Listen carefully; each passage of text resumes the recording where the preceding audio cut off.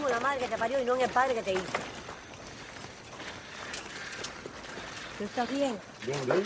Yo llevo 2 días esperando por ti. Llevo 2 días ya casado, hombre con feliz. Oye, yo no soy ningún muchacho y aquello cada día se ve más fino. Para que tú sepas, ya aquello no está fácil. Siempre estás en lo mismo. ¿Traíste algo bueno? Aquí tú. Come mierda, me tenías asustada. Dame el maletín.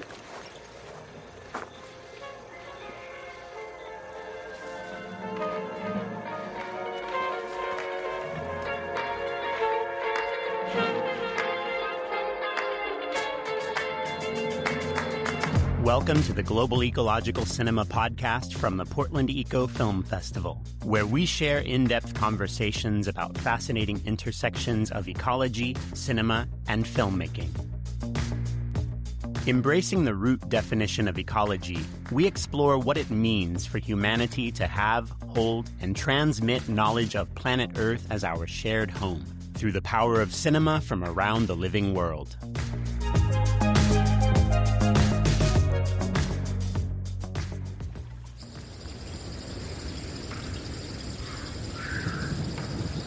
This is a conversation with David Bim. His film, Al Oeste en Zapata, To the West in Zapata, earned our festival's 2026 Black Merlin Grand Prize. The cinematic feature-length documentary tells a deeply human story presented in stunning black and white with immersive multidimensional soundscapes. It's a film that fully embodies time and space, nurtures empathy, and lingers in the imagination long after the end credits roll.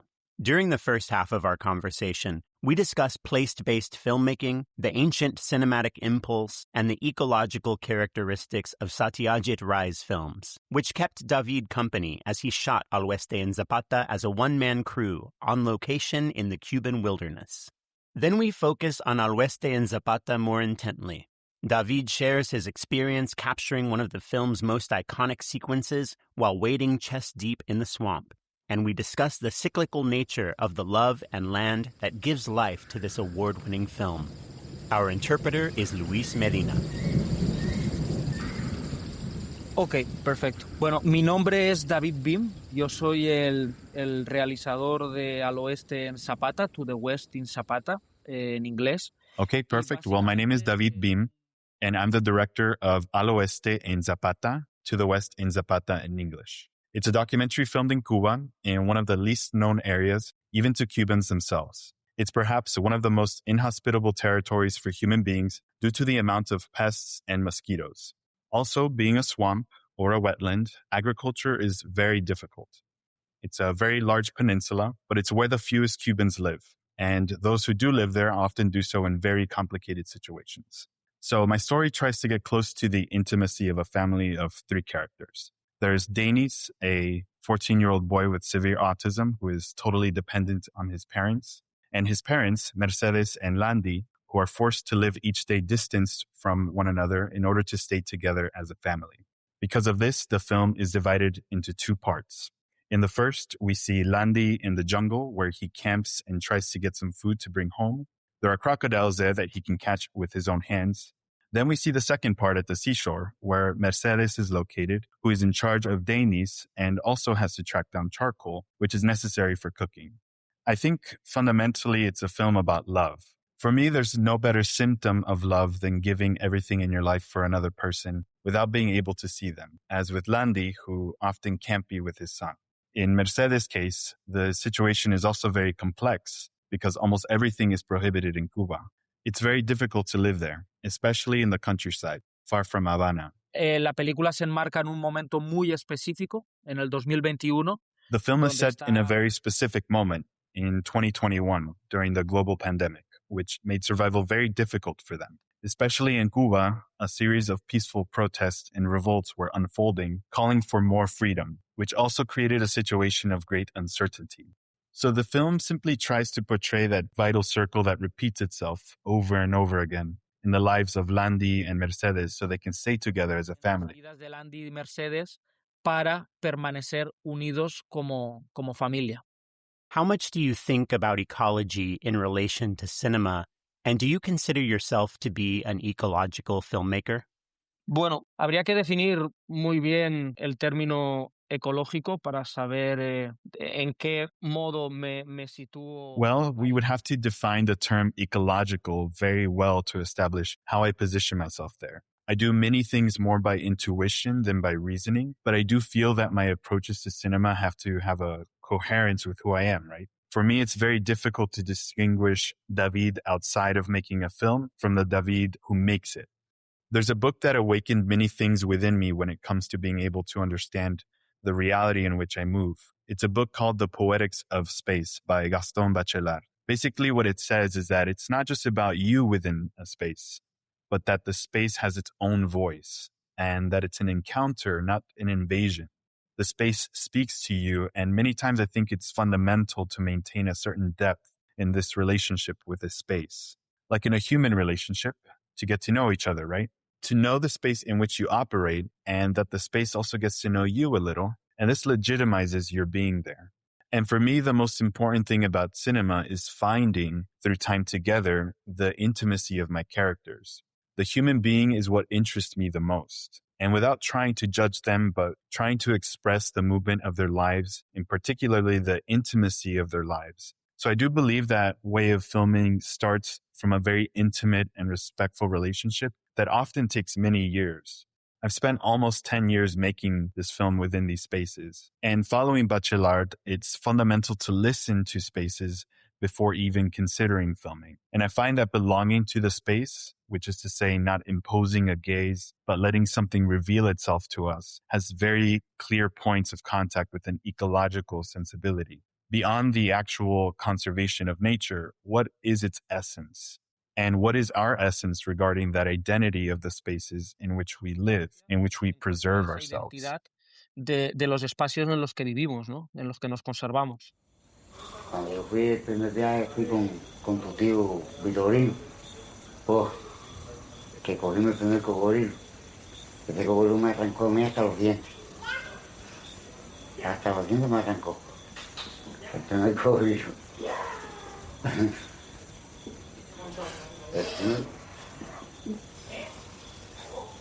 Pero no sentí miedo ninguno. Pero me arrancó todos los dientes.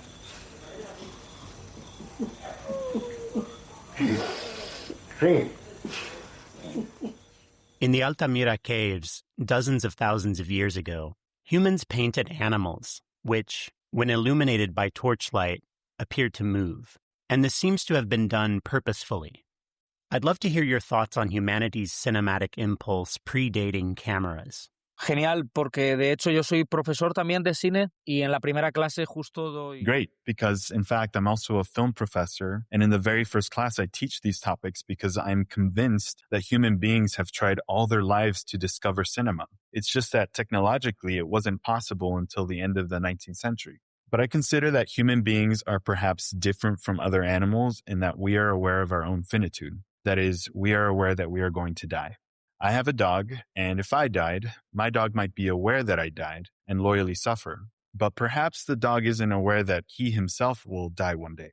I think that's what differentiates us a bit from the rest of the animals. And in the end, that is an existential strain we have, because nobody ever asked us if we wanted to be in this world. And at the same time, the only certainty we have about this world is that one day we are no longer going to be in it. And not only that, but when we are gone, the world will probably continue. People will keep living beyond our death, and that's something that also leaves us a bit confused.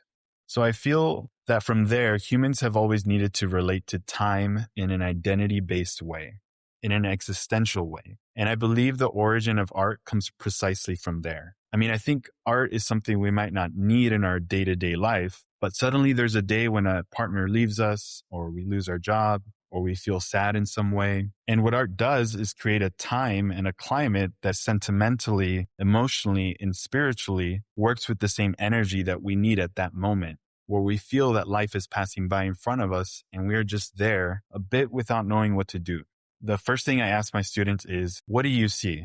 And I show them the painting of the wild boar in the Altamira caves in Spain, which in the West is the oldest testimony we have of an artistic expression. And they say, it's a wild boar. And I say to them, well, how are you so sure it's a wild boar? Have you ever seen an 8-legged boar? Because in the paintings, it has 8 legs. And they tell me, no, never. A boar has 4 at most. So let's say that humans have always had a sensitivity towards movement since the origin of art.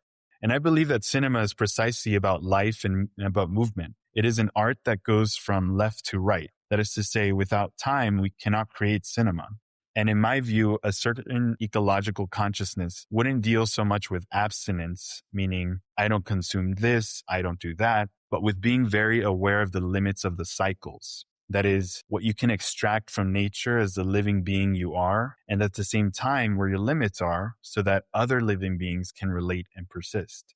Because without them, we don't exist. Without the trees, we don't exist. Without quality in the soil, we don't exist. So let's say that in terms of not just pure survival, but in identity-based terms, which is where I try to anchor it with art. In spiritual terms, we are what we are because we come from the earth. Humans cannot be explained without the earth. And so, if we damage the earth, we are damaging ourselves. And in the long run, that will perhaps harm the most vulnerable parts first. But ultimately, it will finish us all off. And more importantly, it will end the possibility of a future time, which is precisely everything that life is based upon. So I think that unintentionally, cinema has a very ecological methodology because it is built on the identity of time. Muy ecológica, porque está hecha sobre la identidad del tiempo. So if the first known expressions of the cinematic impulse were drawings of animals on cave walls that appeared to move in flickering torchlight, we might say that the original purpose of cinema was to honor our relationship with the world beyond just the human. In other words, ecological cinema. Sí, sí, absolutamente. Y de hecho creo cuando nosotros vamos... Yes, absolutely. And when we look at futurism after the second industrial revolution, when suddenly times change again and cars start to exist and our relationship with time and speed begins to be very different, you see, for example, artists like Carlo Carrà or other futurist artists who, to express that relationship with time in their era, go to the caves of Altamira to see what relationship they had with movement regarding those torches and how the drawings try to move like ghosts. Because in the end, the essence of man is the same after these 35,000 years. And it isn't a coincidence, from my point of view, that in that era, when, for example, Stoker writes Dracula about someone who feeds on other things and his identity has to do with the movement of other lives, it's also the time when cinema originates. That is to say, cinema is also the fruit of this second industrial revolution, which at the same time was looking at the first humans and their almost spiritual celebration of not being alone in the world and of developing in time with other species.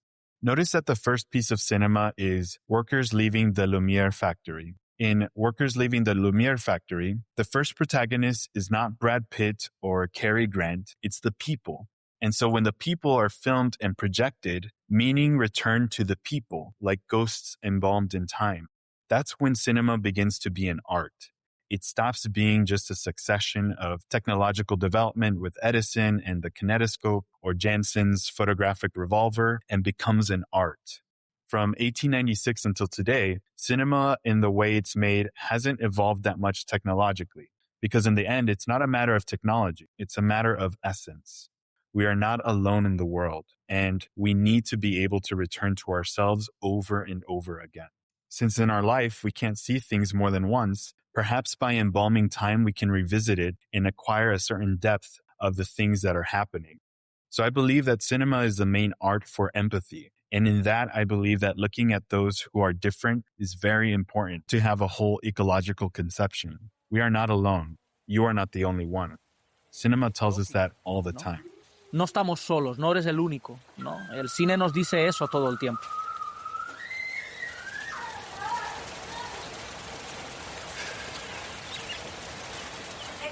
Y estamos dispuestos a todo. Y estaremos en las calles combatiendo.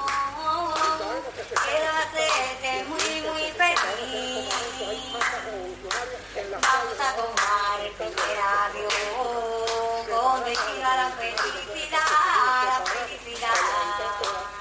Para mí. Speaking of cinema as an art form for empathy, And knowing that you're interested in the ancestral nature of cinema prior to the camera, what do you think is the potential of cinema to contribute to the restoration of ecological balance? And what kinds of stories do you hope to see more of?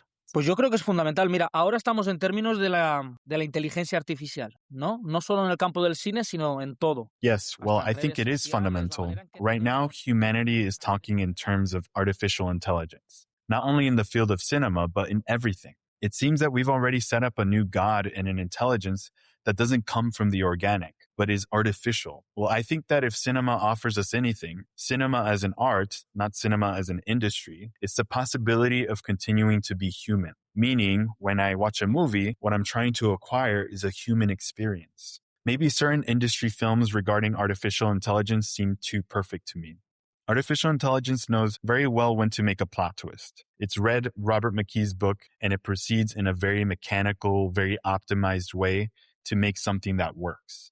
I think that leads us further towards a conception that everything in the world has to be optimized. But when all the resources of the world are optimized by man, I think we abuse those resources because we end up using more things from nature than we need to endure. And that ends up harming the rest of the species, especially those more vulnerable than man, including the human beings of the future, our children. I think that if cinema today can have something very valuable in ecological terms, it's to continue defending the organic, to continue defending the human, even if it is irregular, even if a film goes through phases that are not always brilliant. We are the ones who have life, and organicity is not perfection. So perhaps seeking the artifice destroys the organic nature of our intelligence, which is something that passes through our senses or through our heart, through our spirit. In the end, what we're defending is that we are the ones who are alive. We're the ones who have an experience. And not only us, because people develop around forests and animals. So I do feel that cinema as an art is always trying to understand matters emotionally, in that we are not perfect. And that seems to me a great virtue. Because when we are perfect is when we start to become transmissions of optimization and over-industrialization. And I think that ends up harming the balance between what we need and what we can contribute to nature. So I feel that cinema takes us a bit towards that reflection. Maybe not in a direct way, but in an implicit way. A lo mejor no de una manera directa, pero sí de una manera implícita. Moving to another kind of influence, you've spoken about your love for Satyajit Ray's films. I wonder if you would describe him as an ecological filmmaker or aspects of his films as being ecological. No es algo que haya pensado mucho al respecto, pero creo que sí, porque una vez más la esencia de sus personajes tiene mucho. It's not something I've thought much about, but I think so, because the essence of his characters has a lot to do with the place they come from. If we go to the Apu trilogy, everything that Apu fights for, everything he tries to achieve, and what he has to give up because of his own social class, comes precisely from the space in which it happens. And I believe that this union of identity between character and space, where I'm not something foreign to my nature and my nature is not foreign to me, I believe that is a purely ecological thought. I mean, we are animals of this earth, and to the extent that we are, we can do it a lot of harm. But at the same time, the earth changes us. So I feel that there's a maternal filial relationship throughout at least the Apu trilogy, which I love deeply and have seen many times.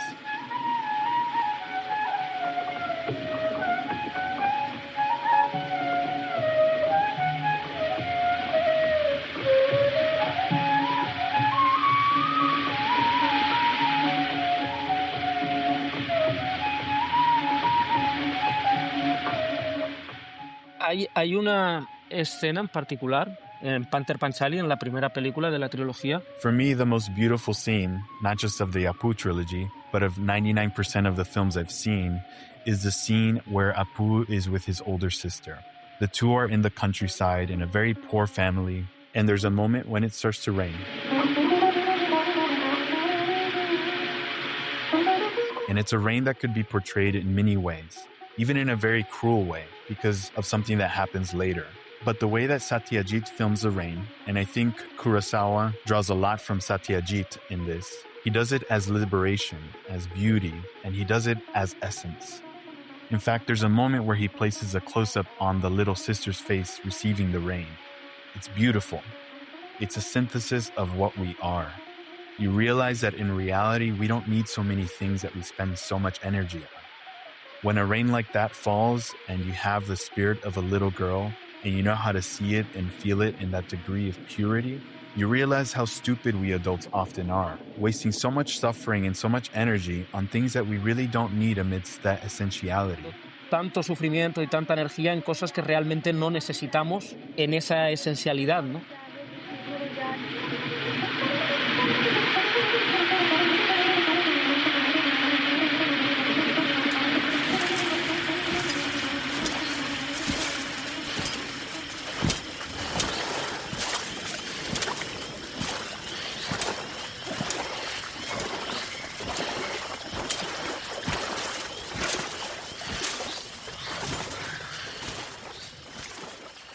From the opening shot of Al Oeste en Zapata to the West in Zapata, I saw Landi as a sort of ecological superhero, given his abilities and connection to the land, which reveal a deep knowledge and kinship with the territory. I wonder if you see Landi as a sentinel of sorts, someone whose body and senses are so attuned to the ecosystem that he's effectively an extension of the Zapata wetlands. Cuando la película arranca, Landi ya lleva muchos años allí. When the film starts, Landi has already been there for many years. We accompany him on a journey, but I think the film transmits the certainty that Landi has been there for a long time and he will still be there afterwards. In fact, in the first sequence where he's crossing a swampy, uneven area, transporting a very heavy crocodile, Landi never doubts where he is or where he's going. Even for me, following him, it was difficult. One of the things Landi always told me was, if you ever get lost in the jungle, don't try to find the path again. Don't try to go back, because the jungle looks a lot like itself. And by trying to go back, you might possibly go deeper inside, and I can never rescue you. Stay where you are. Of course, one of the things I realize, and in this I do believe very much that Landi is a sentinel, is that the listening capacity he has, I don't have. Because those things can't be improvised. Either you belong to the territory or you don't. I was a guest in that space. Landi was a part of that space. So I do feel that there's a degree of essence in Landi, that his identity cannot be understood without the space. Another thing I find very interesting is that he knows very well what he can take from the territory. Obviously, Landi is there to be able to nourish his family and get food from the swamp, but at the same time, he knows what the space requires of him. When Landi finds a small jutia, a small rat that lives in the swamp in Cuba, Landi is not indifferent. He finds that it doesn't have a mother and that he has to be its mother for long enough until that jutia is an adult and can return to the tree. Cruelty or excess never dwell within Landi. Everything he takes from the space is essential for him and his family to survive. And he doesn't take what is not essential. There is no just in case, which I think often happens in societies and in the city where we frequently lose the reverence for this symbiotic relationship, which is not only from the space towards us, but also what we can give to the space. We lose it completely and we start acquiring materials just in case we need them. I have more clothes than I possibly need, just in case. I buy more food than I can possibly eat, just in case. And sometimes the just in case is useful, but sometimes it isn't. And in that isn't, we're throwing away many things that don't belong to us, because the fact that we can pay for them doesn't mean that they belong to us. In that sense, I believe that essence derives from the fact that it is a bidirectional relationship. Landi knows what he can take from the space, but he also knows what the space requires of him, and he is loyal to that relationship. Requiere de él, ¿no? Y es leal a esa relación. Sticking with Landi and his relationship with the swamp and with you, I'm going to ask you a question I wanted to ask when I first saw the film with you in Mexico, but I didn't have time.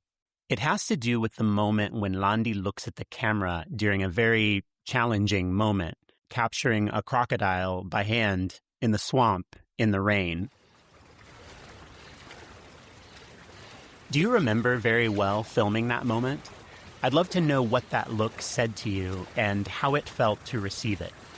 Es algo que en el momento en que ocurre, yo no soy consciente por las mismas circunstancias en las que filmamos, pero que después... It's something that in the moment, I wasn't aware that it happened because of the circumstance in which we were filming, but afterwards it became fundamental for the editing of the film. I mean, I think the film is explained by that look, and I'll try to say why. When the crocodile hunting scene came, I knew it was a shot that would never happen again. Landy had to take special precautions because I was going to be there exposed, without protection. Landy is an older man with heart problems who is already exposed himself. So as much as I'm an adult and tried to be as consistent as possible, I was exposing my friend's situation even more. And we had to do it in the worst weather conditions. So when Landy found the crocodile to capture it, the circumstances were extremely difficult, to the point that he lost control and the crocodile bit him, scratching his elbow. I had told Landy that rather than protecting me, because I was in the water up to my chest just like he was, what I needed to protect, what I was very afraid for, was my small camera. It was a small camera that could be totally destroyed if it got wet. So what we agreed on was using an umbrella tied to my neck. I told him that the umbrella absolutely couldn't fly away during the whole sequence. He's very good at making knots, and he made a knot for me that 2 weeks later I still couldn't breathe right because it was so tight and there was a lot of wind.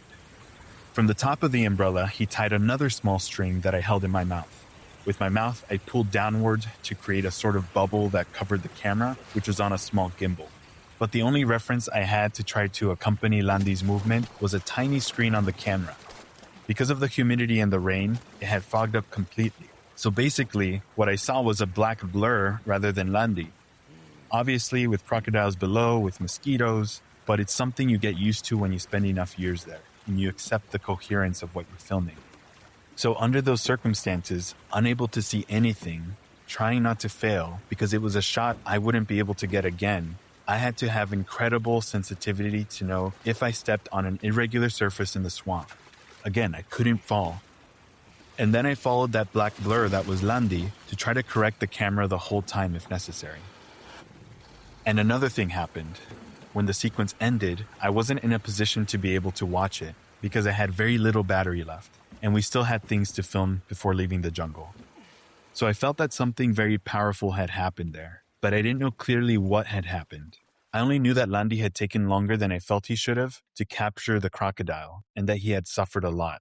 So when I finished, I went to the film school in San Antonio de los Baños where I teach. I rented out the main cinema hall at about 6 a.m. before the first class to watch the raw footage. When I watched that sequence, I saw the fear on Landy's face. I saw the fear on the face of a friend who, when he is bitten by the crocodile, rather than thinking about himself, thinks that if he is in that situation, imagine mine. I'm unable to see, and I'm improvising. So for me, that look really signifies what friendship is. But later, it signifies something that for me is fundamental to the editing. You see, there are 2 looks at the camera in the film. The first one is that one, which happens in the hardest, most uncertain, most dangerous moment that occurs. And then there is a moment where Landy is bathing in the sea with his boy, Denis, who has problems with autism, who loves the sea deeply, and whose relationship with me is fraternal. They really aren't my characters, they're my family. Before filming for the first time, I lived with them for 5 years. So Denis doesn't know how to speak, but he knows very well how to show his loved ones how he feels. And he really misses being able to go to the sea when his dad isn't there, because his mother, Mercedes, has to do many things and can't take him. And when he's in the sea, the person he looks at to say, how nice it is here, with dad and with the water, and in this present moment, is me. And since I'm the one holding the camera, it's actually the camera he's looking at the viewer. So let's say that the editing is structured like a mirror, where without Landy's look of suffering in the swamp, without that look of pain or of uncertainty, it would never be possible. Because of his social condition, because of his vulnerability, for his son to have at some point in his life that look of joy, that look of how nice to be here with dad in the sea. Esa mirada de qué rico, ¿no? Qué rico, David, estar acá con papá en el mar.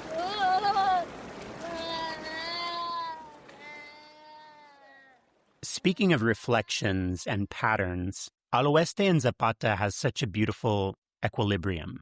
There's a symmetry to it, and more so, a balance. I even counted the shots in the first part and the second part, and I was amazed to see that there's almost exactly the same number of shots in both parts. Along these lines, Al Oeste en Zapata is, among other things, an ecological love story with a cyclical nature. I'd love to hear your thoughts on the cyclical nature of the relationship between Landy and Mercedes. Realmente, hasta que no llegué a la idea del círculo, no pude empezar a filmar la película. Yes, I really couldn't start filming the movie until I came up with the idea of the circle. At the time, I was reading a book, The Myth of Sisyphus by Albert Camus, which tells the story of Sisyphus, who is forced to carry a very heavy rock on his back and climb to the top of a hill. But when he arrives, the rock rolls down the other side and he has to go pick it up again and carry it back up eternally. For me, the vulnerability, the social class in which Landy and Mercedes move, made me notice that time is not the same for everyone. Time seems like something mathematical, countable, measurable with numbers. But time has a verticality. And when you're especially vulnerable in your society, the factor of time becomes like a terribly painful enemy. It becomes a countdown where your life is transformed into a permanent urgency. You never arrive on time for anything. It doesn't matter if you run. You are always late. It doesn't matter if you always give your best. You are always late. But the most perverse thing of all for me is that there isn't even an end to that. What causes suffering is a kind of purgatory where you will never see the light at the end of the tunnel. So the first thing I asked myself was, why do they keep going forward? Or why can't they stop moving forward if it's costing them all this pain? Because there's a very pertinent question that's difficult to ask. There are times when even though we are animals and have a survival instinct, there's a moment when the suffering involved in surviving makes you ask yourself, why not rest at any cost? So what I realize is that we are capable of carrying that rock if someone we love more than ourselves depends on us. Someone who is entirely dependent on us, meaning that their future depends on our actions. Then I realized that Denis, the boy, was at the center of every one of their movements. And that was a notion of love that I had never encountered before. I came face to face with love in all its purity. That is to say, I love someone so much that I will take care of them in spite of myself, every day of my life, without knowing when the suffering will stop. I say this because sometimes the circle feels like something very aesthetically pleasing. But making a single circle in the lives of Landy and Mercedes is tremendously painful. And they don't do it just once. Today, as we speak, they're completing another circle. So I feel that identity is also that, knowing who you are, where you stand, what they need from you. And instead of judging so much of what you deserve, it's how can I help the one next to me whom I love? All the time when they're in one place, they're asking themselves, what's happening in the other place? Landy wonders, what is happening with Mercedes? What is happening with Denis? Mercedes stands on her porch and wonders, why isn't Landy arriving on time? They take care of each other across the distance. So the space, when you think about it, is actually their love. And only for the other am I capable of completing the circle. Y solo por el otro soy capaz de completar el círculo. Do you see the cyclical nature of this family dynamic mirrored by the cycles of nature and the jungle in particular? Yo lo que sí siento es que cuando una persona tiene suficientes recursos. I feel that when a person has enough resources to have everything they want, they lose a lot of their capacity to listen. And I feel that nature is designed in a way that, over time, it gives us everything we need, but it doesn't give it to us all the time. So when you can't have everything here and now, as happens with my characters, I feel they refine their listening capacity a lot, because nature needs to be their ally. They need nature to help them survive because of the vulnerability they experience. We're children of nature. We cannot exist without this planet. The day we go to Mars, I don't know if we'll be able to survive or not, but I feel that identity-wise, as they say in Cuba, we're screwed because we stopped being what we are. We're from here, and we are not alone. Those are the two things nature tells us. You are from here, and you are not alone. So I think these characters obviously understand that if they do this, then maybe nature will provide a little crocodile. And when I say a little crocodile, it's very important to clarify that it must have already had a reproductive cycle. Because if they haven't, tomorrow there won't be any more crocodiles to feed their son. That is fundamental. If you know how to listen, nature gives to you. And it's not about abstinence. It's not about thinking you're taking away from it. It's about knowing, like the fruits of a tree, what it's giving you and when it won't give you any more until next year or next spring. It's knowing where your limits are. And obviously the limits are marked by the circles. Es saber dónde están tus límites. Y evidentemente los límites los marcan los círculos.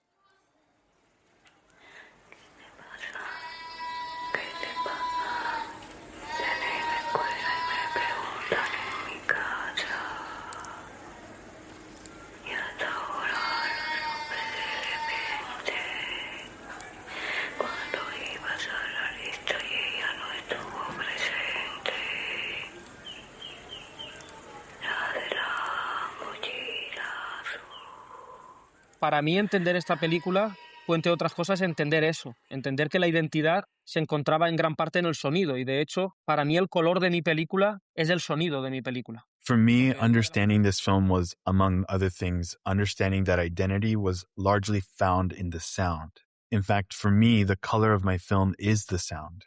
One of the things that color gives you in cinema is perspective, because you lose the three-dimensional capacity when you film since you project it onto a two-dimensional surface. So you use color a lot to give perspective.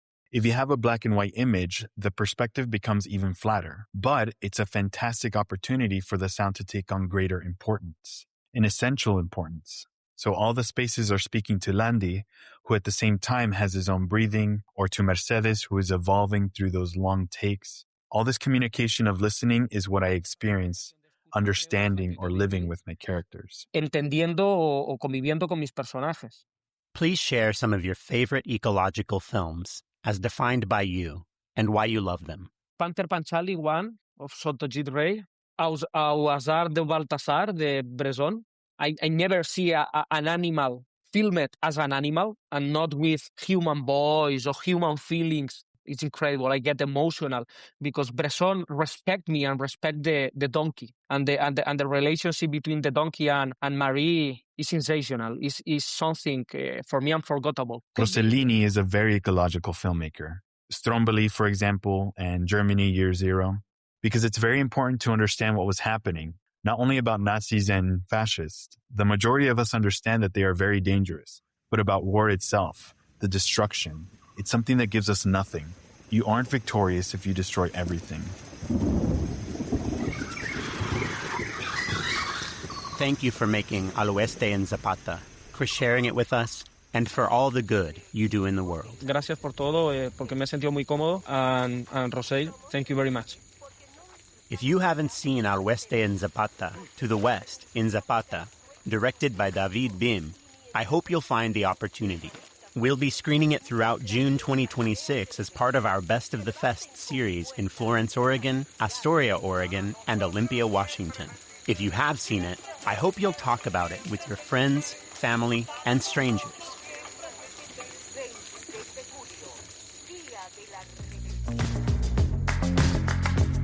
The 2026 Portland EcoFilm Festival is sponsored by Cragg Law Center and Solve.